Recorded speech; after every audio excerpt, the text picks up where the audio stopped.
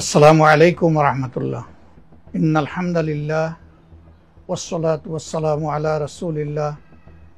প্রিয় দেশবাসী, আশা করি আপনারা সকলেই মহান রব্বুল আলামিনের একান্ত মেহেরবানিতে সুস্থ আছেন।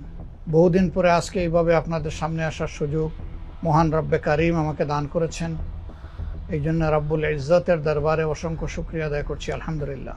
প্রিয় বাংলাদেশ আমাদের জন্মভূমি, আল্লাহ তাআলার একটি শ্রেষ্ঠ নিয়ামত, একটি উপহার এ দেশের প্রত্যেকটি নাগরিকের জন্য। দেশকে আমরা ভালোবাসি এবং দেশকে নিয়ে, জাতিকে নিয়ে আমরা সকলেই চিন্তা করি। আজকে একটি বিশেষ বিষয় আপনাদের সামনে আমি হাজির হয়েছি।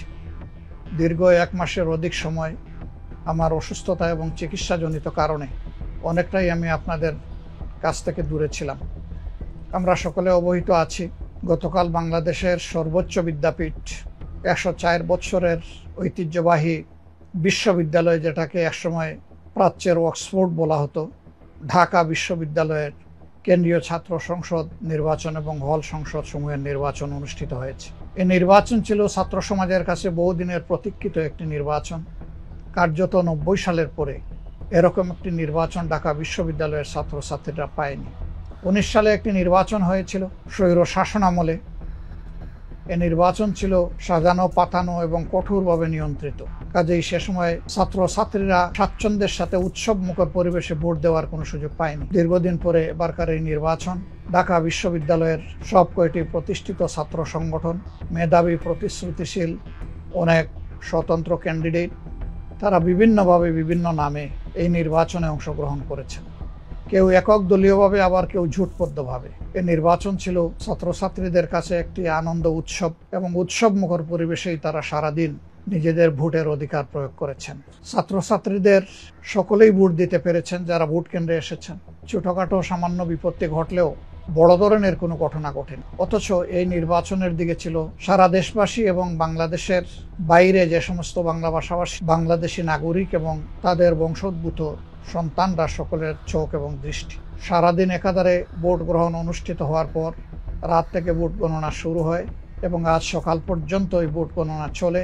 শেষ পর্যন্ত এই নির্বাচনের ফলাফল জাতির সামনে আসে।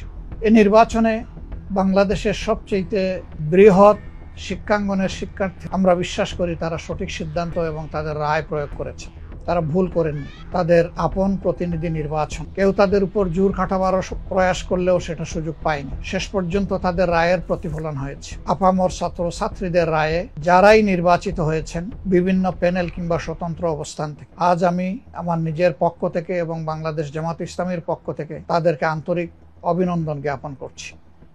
আমি তাদের সুস্বাস্থ্য কামনা করছি এবং তারা যে প্রত্যয় আর অঙ্গীকার নিয়ে এই নির্বাচনে অংশগ্রহণ করেছিলেন, তাদের মধ্য থেকে যারা নির্বাচিত হয়েছেন তারা যেন তাদের অঙ্গীকার পূরণে শতভাগ সচেষ্ট থাকেন এবং সক্ষম হন, সেই দুয়াই আমি মহান প্রভুর দরবারে করব। তাদেরকে মনে রাখতে হবে, এই নির্বাচন চলাকালীন সময় তারা হতে পারেন বিভিন্ন প্যানেল কিংবা স্বতন্ত্র প্রার্থী, প্যানেলভুক্ত ক্যান্ডিডেট বা স্বতন্ত্র প্রার্থী যাই হন না কেন, আজ তারা কেন্দ্রীয় সংসদে এবং হল সংসদে নির্বাচিত হওয়ার পর এখন আপামর ছাত্র জনতার প্রতি। অতএব সকল দলীয় বাধ্যবাধকতা এবং সংকীর্ণতার ঊর্ধ্বে উঠে তারা যেন গোটা ছাত্র সমাজকে ধারণ করতে পারেন, ডাকসুকে তারা যেন কার্যকর করতে পারেন, শিক্ষার পরিবেশ নিশ্চিতকরণে তারা যেন অর্থবহ ভূমিকা পালন করতে পারেন, গবেষণার ক্ষেত্রে তাদের উদ্যোগী ভূমিকা যেন নবদিগন্তের সূচনা করে।